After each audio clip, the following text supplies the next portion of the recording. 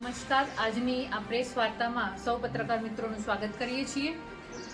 વિષય એવો છે કે ઘણા સમયથી ખેડૂત પરેશાન છે.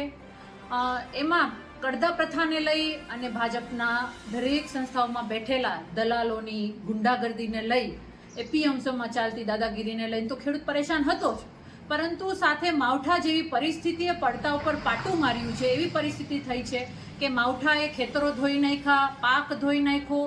આ પરિસ્થિતિ વચ્ચે આજે ખેડૂત ખૂબ ખરાબ પરિસ્થિતિમાં છે.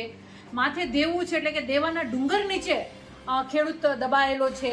આ દરેક પરિસ્થિતિમાં જ્યારે સરકારના એક રોલની વાત આવે, સરકાર તરફથી સહાયની વાત આવે, ત્યારે અમે એવું કહીએ છીએ કે સરકારે આપીને શું આપ્યું?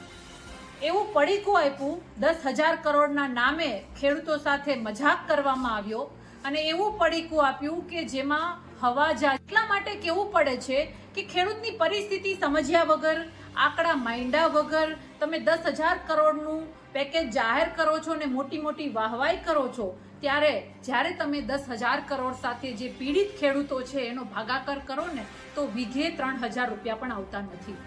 3,000 રૂપિયા વીઘે આવતા નથી. વીઘાનો ખર્ચ તમે ગણવા જશો તો 15,000 થી 18,000 રૂપિયા વીઘે ખર્ચો થાય છે.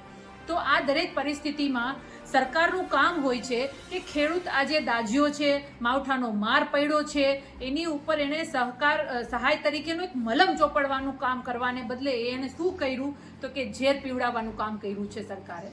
એટલા માટે અમે આ પેકેજનો વિરોધ કરીએ છીએ. અમે પહેલા પણ કીધેલું છે કે તમે ખેડૂતો માટેની જે નીતિઓ છે, નીતિઓ ઘડો, ખેડૂતોને યોગ્ય રાહત પેકેજ આપો. અમારે લોલીપોપ નથી જોતું.